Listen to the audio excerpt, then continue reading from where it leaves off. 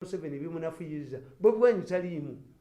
Bobi Wine sikaveja asanze wagwamu dda walabye ensega eri ku ntennamu ensega zirungisaka ku kakasi ku mirambo when you cannot fight back and then you say ensega. So Bobi Wine is just ensega. He's just ensega. Ate ina manyi Museveni agayina naye nkugamba nti a person who can easily nkuga nti omukulembeze nkutandikira wano nti omukulembeze a leader does not entrust power to somebody who can easily establish him or her own power base. Ayagala teke komunafu basigala nga controlling emyaka etaano egisooka the first 5 years following their retirement omukulembeze alina okusigala nga yali mu charge. Bore relief from the Islamic practices. Muslims always refer their successful sisters, brothers and sisters in the business community as Katonda beyazika ku mali. This means that God only temporarily lends them money or entrusts them with wealth. He is free to withdraw it any time he wants.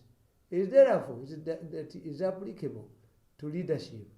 Applied secularly, it implies that all powers enjoyed by leaders is lent to them by the people, who must surrender it any time they come for it. It should be surrendered willingly, provided they do it through democratic means. Kale kanakata accountability.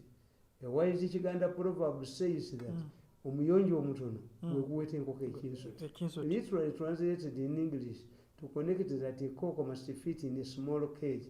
It is not the cage that expands to create room for the cock. Likewise, it should be the leadership to fit in the national institutions, not the institutions to expand to accommodate the leader's personal and selfish interests. Stronger institutions should therefore ensure the leader sticks to his role as a leader interested with the power. Nekugamba nti somebody who feels ekyokubiri, a person who can easily establish a political power base gets new friends and easily hijacked by political opportunists.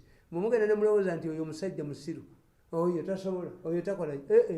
Mbabazi gwola bakati akomawe wa Museveni abakiga abayina mukazi wa muyina kati mukwase ku power jimukwase olaba abakiga gye bava jimukwase. You get new friends, President. You get new friends. You get what? Moya power. Afune mikwano emipya. Nkugamba. But even eternal courts, all weak leaders are dangerous. They become an easy target to political manipulation by the opponents, and they try to prove that they are not dependent on the retirement president. A retiring president should never underestimate his successor's political ability. People change. They are not static. As I pointed out earlier, there is no person who can accurately predict. Togamba mbono nja kumufuga. President wani yali wawa Cameroon bamwitanga Ahijo. Ahijo bagula dokita wo mu Faransa namugandi gwe cancer akulidde ogenda kufa. Nawa vice we Paulo Biya. Ne bamubulira ekituufu nti Paulo Biya yaguze dokita wo akugambe bwatyo naye namukube ekkomera. Yamukube ekkomera ka Paulo Biya bahi ahije ekkomera mwakomawo ogwokubiri amantaala namugamba gwe nakugamba furthermore politics, money and religion, politics, money, marriages and religion change people's attitudes and behavior.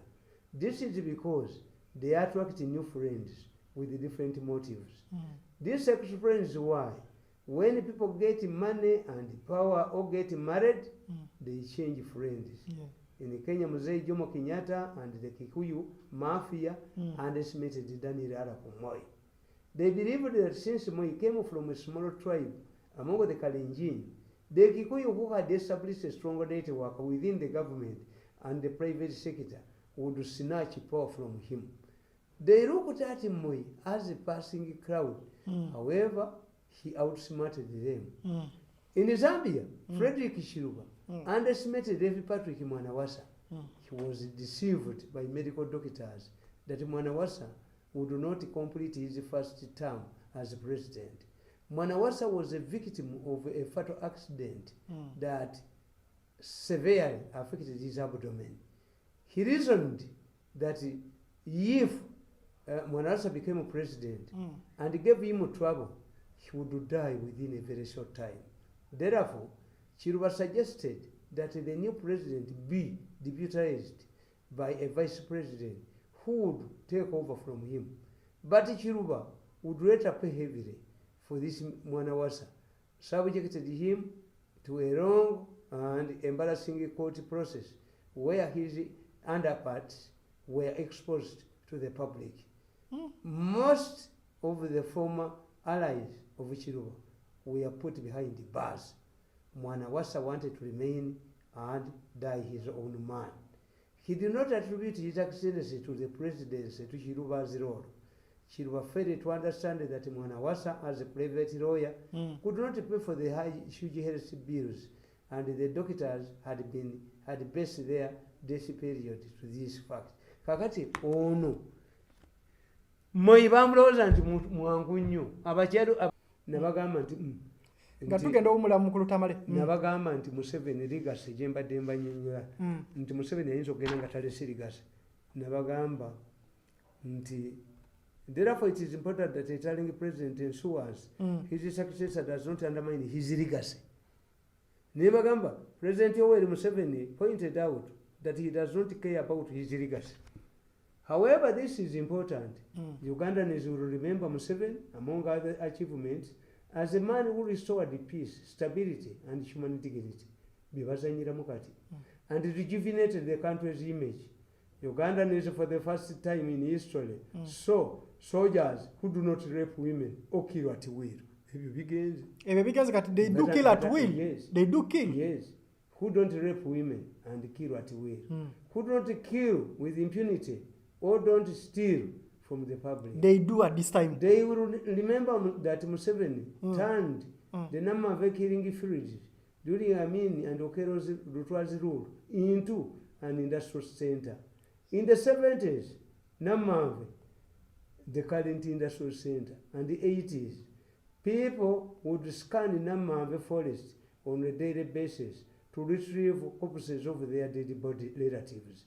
Government soldiers would take their victims to this slaughter dungeon and leave their dead bodies to be collected by their relatives for burial. The place became a mortuary of sorts. A group of youth permanently remained there to depend on income from relatives, searching for their lost relatives. Museveni will be remembered for pro-people policies like UPE, USE, Ebigenzi, Bonabagawale, prosperity for all, free and fair elections, right from the village level to the president. Therefore, no retiring president will wish to see such achievements erased by his departure. He, therefore, cannot hand over power to a person who threatens to undermine the above. In the case of Uganda, this must remain monuments for President Museveni. This explains why Moi did not rename Kenyatta's monuments after his own name. He put up his own structures. Even in his early days as president, Moi insisted on following the Nyayo philosophy, implying walking in Kenyatta's footmarks. A retiring president must ensure that his successor will protect the members of the first family and what they have rooted or acquired. This explains why the first family must have an input in somebody to take power. Although in Zambia and Malawi, it's the former presidents who have borne the wrath of their successors.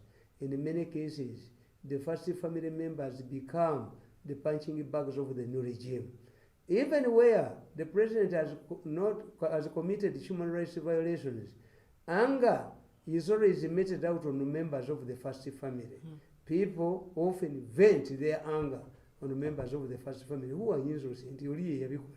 A retiring president must ensure that his successor will protect his security and protection from persecution. He should also be able to ensure his welfare. As people move closer to global village, internationalism is also closing in. This means that we are having new generations of rights. What was not considered as human rights violations have become so. The internationalism through new agencies like the ICC is intended to keep leaders in developing countries on their toes. They use those who have retired to shape those taking power. Therefore, a retiring president in choosing a successor must bear this in mind. Finally, a retiring president must ensure that he retains some influence in the body politic of the country. The soft landing has always been retention of leadership of the party in the case of the ruling party. Gundi kyali akoze ow'omwangola kyaganye yadduse nembo yali akyagala nakigaana nadduka. However, this renders the retiring president to easily come into a collision path with the new president. The situation becomes worse when the party is not the ruling one. It is what is happening in Kenya. Former President Daniel Arap Moi refused to retire and still participates actively in the country's politics. At times taking sides in very controversial government policies. This has helped him to remain relevant and defend himself against attacks from enemies. In conclusion, what protects the country from bad leaders are national institutions